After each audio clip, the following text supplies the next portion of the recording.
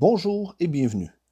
Le Cercle des Canadiens français de Prince-Georges, la communauté francophone accueillante de Prince-Georges, vous offre ce webinaire sur le réseautage en recherche d'emploi, mis en œuvre par la Société de développement économique Colombie-Britannique et par WorkBC.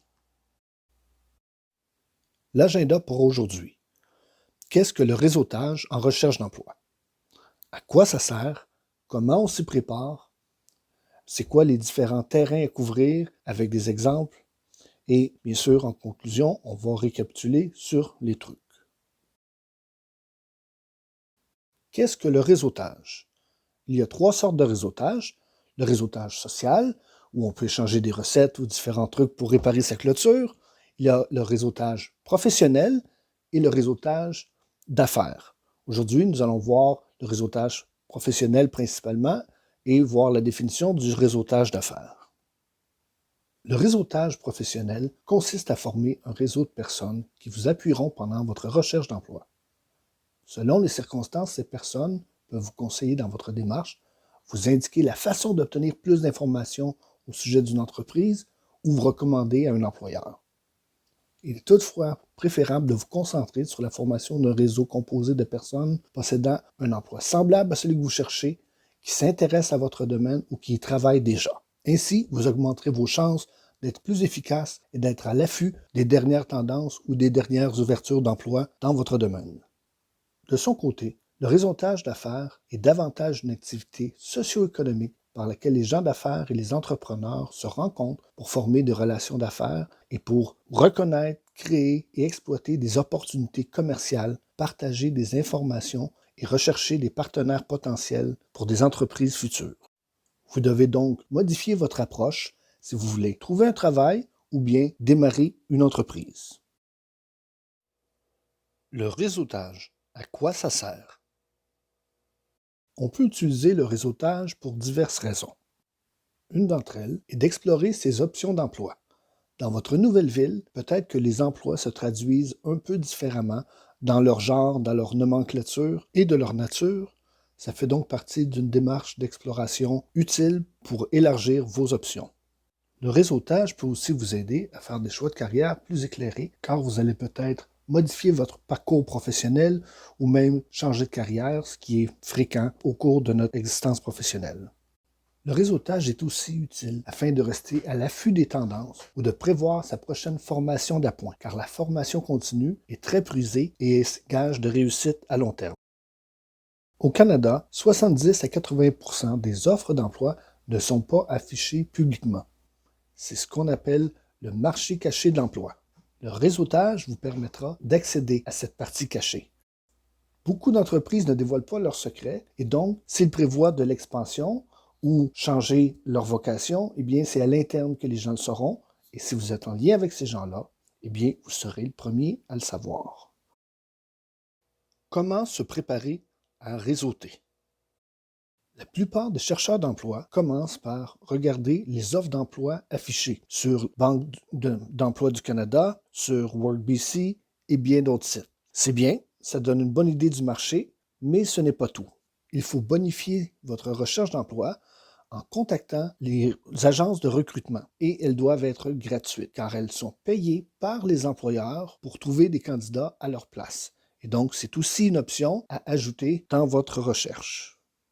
L'autre tactique est de contacter les organisations professionnelles dont vous pourriez faire partie. Alors, explorez ce qu'il y a disponible à Prince-Georges, ça vaut la peine.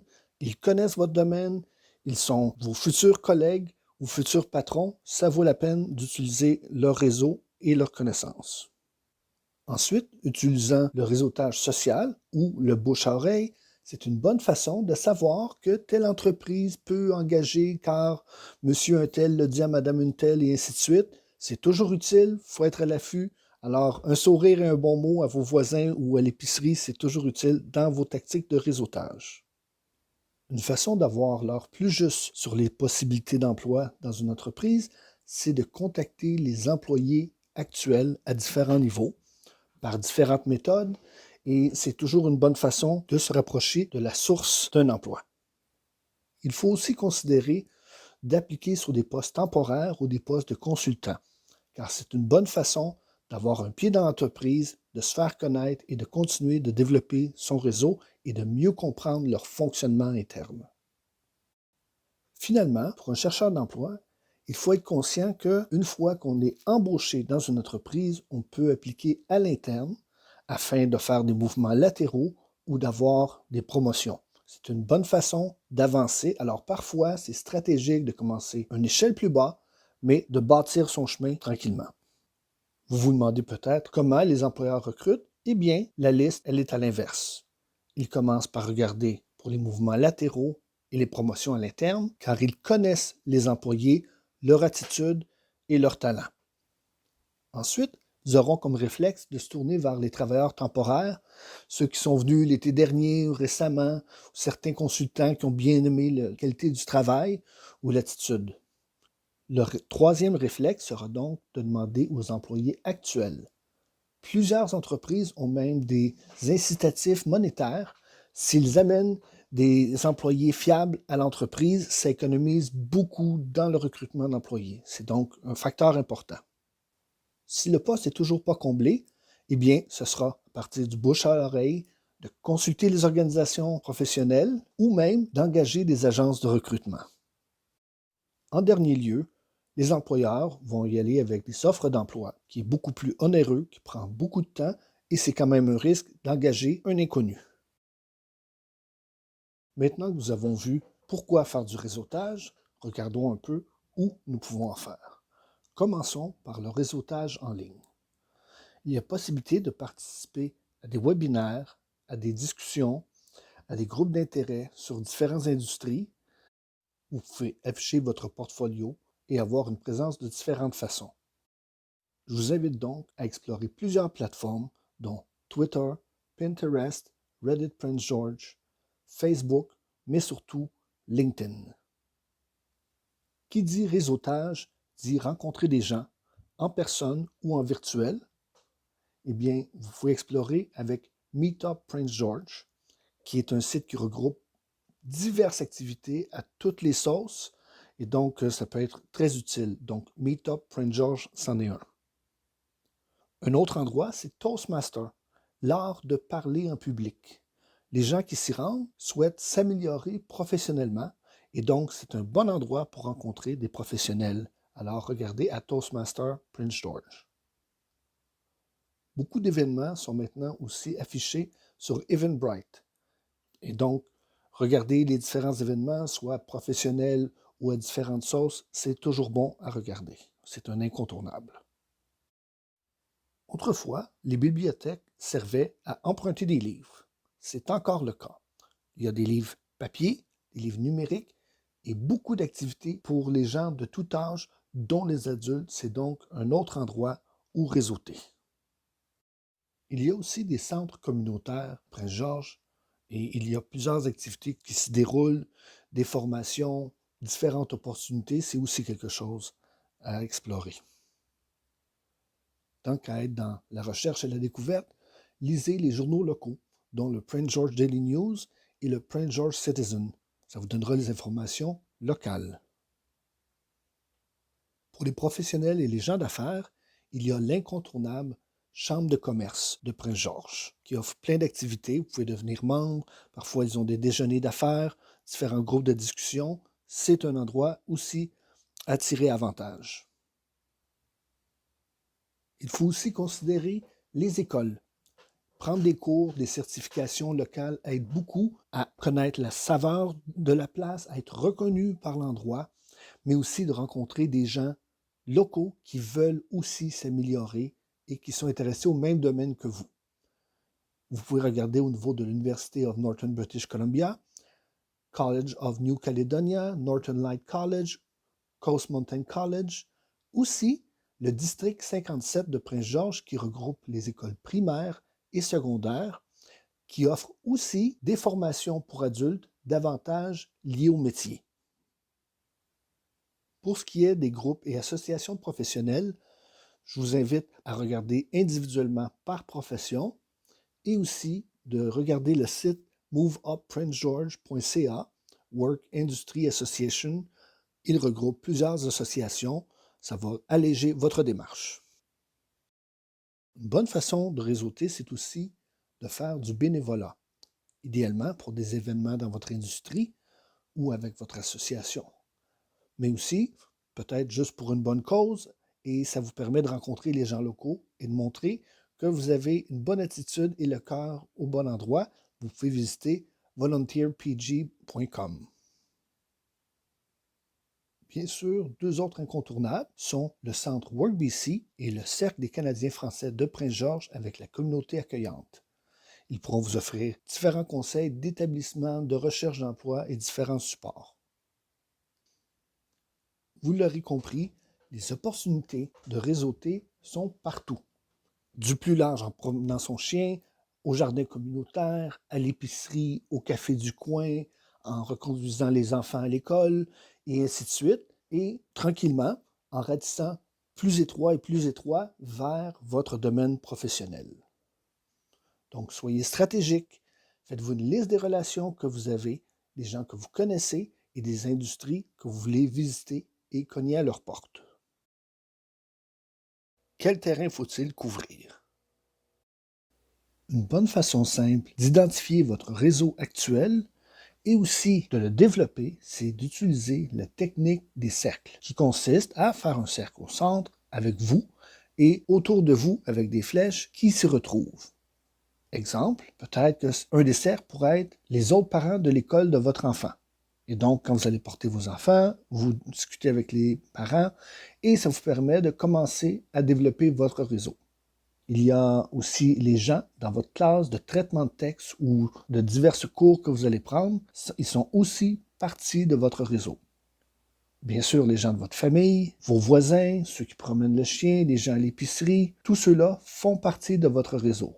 Vous pouvez vous servir de la même technique avec les gens qui composent chacune de ces différentes sphères. Et ainsi de suite, vous élargissez. Une fois que vous avez vos listes stratégiques, eh bien, il faut aller vers les gens. Les gens risquent de vous poser des questions, de se demander qui vous êtes, qu'est-ce que vous faites. Eh bien, préparez un discours d'ascenseur ou un résumé en quelques secondes. Un discours d'ascenseur, c'est imaginez que vous prenez l'ascenseur et à côté de vous, vous voyez directeur des produits et services d'un domaine de votre industrie. Eh bien, vous savez que vous avez 3 étages pour qu'il fasse « Ah, vraiment intéressant, est-ce que je peux avoir votre carte d'affaires? » C'est l'idée derrière le discours d'ascenseur. Pour ce faire, restez simple, clair et concis. Démarquez-vous par votre professionnalisme, votre chaleur humaine, vos habiletés transférables, tout ce qui peut jouer en votre faveur. Mettez-vous à la place de l'auditeur. Qu'est-ce qui peut l'intéresser? Adaptez votre discours et soyez prêt à répondre à des questions difficiles. Parce que les gens peuvent être intéressés et donc ils veulent en savoir davantage. Pratiquez-vous et ensuite lancez-vous. Les discours d'ascenseur sont une méthode éprouvée.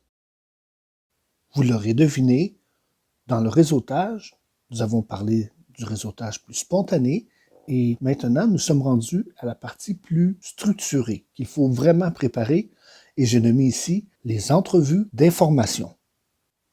Une entrevue d'information est une conversation en tête-à-tête avec une personne qui a un emploi que vous aimeriez peut-être, qui travaille dans un secteur où vous voudriez aussi entrer ou qui est employé par une entreprise spécifique à laquelle vous souhaitez en savoir davantage. C'est une opportunité d'avoir un lien direct avec quelqu'un du domaine. Ce sera donc possiblement quelqu'un qui a les mêmes intérêts que vous. Il est conseillé de demander des rencontres d'au plus 15 à 20 minutes en personne, par téléphone, en ligne, au moment où il convient à l'autre individu qui offre de son temps, de ses connaissances, afin de vous aider, de vous guider dans votre recherche d'emploi. Et c'est là l'objectif, c'est de recueillir de l'information sur les aspects de votre domaine et non pas de demander un emploi. C'est donc vraiment de mieux comprendre et si les personnes aiment votre présence et vous trouvent compétent, ils vont se souvenir de vous lorsqu'il y aura une ouverture. Le but est donc de rencontrer des gens, d'en apprendre davantage sur une occupation, de mieux comprendre le marché de l'emploi, ses embûches, et d'étendre votre réseau, votre bassin de connaissances professionnelles et les formations que vous pourriez bénéficier afin d'avoir votre entrée dans ce domaine. Il est important de mettre en contexte. Où avez-vous trouvé le contact de cette personne-là? Qui êtes-vous par rapport à cette personne-là? en quoi cette personne-là devrait investir de son temps pour vous et qu'est-ce que vous souhaitez de cette rencontre-là. Voici un exemple qu'on peut appliquer pour LinkedIn. Bonjour madame, j'ai trouvé votre profil en faisant des recherches de carrière. Vous avez une expérience très intéressante de conseil en marketing et coaching de leadership. J'adorerais parler de votre cheminement de carrière et en apprendre davantage. Veuillez me faire savoir si vous êtes disponible pour en discuter au moment et dans la forme qui vous conviendra, téléphone, courriel, Zoom ou en personne. Merci. Un autre exemple pour les courriels. Dans l'objet, diplômé en sciences infirmières de l'Université de Colombie-Britannique à la recherche de conseils. Cher monsieur Untel, je m'appelle Jean-François, je suis diplômé en sciences infirmières de UBC en 2019. Notre lien mutuel est monsieur Untel que j'ai rencontré à la conférence il y a 3 ans et qui m'a suggéré de prendre contact avec vous. Pourriez-vous m'accorder 15 à 20 minutes sur Zoom ou par téléphone pour que je puisse vous poser des questions sur votre expérience avec Vancouver Coastal Health? J'explore les opportunités locales dans le domaine des soins infirmiers communautaires et vos idées seraient très utiles. Je sais que vous êtes peut-être occupé, alors je vais réessayer la semaine prochaine si nous ne pouvons pas nous contacter cette semaine. Je vous remercie. En conclusion, nous avons vu les endroits et les techniques faisant partie d'un bon réseautage professionnel. Il reste à vous de vous préparer et de vous lancer. Alors, bonne préparation, bonne recherche d'emploi et bonne réussite. C'était le webinaire sur le réseautage en recherche d'emploi organisé par la Société de développement économique Colombie-Britannique et WorldBC pour la communauté accueillante de Prince-Georges.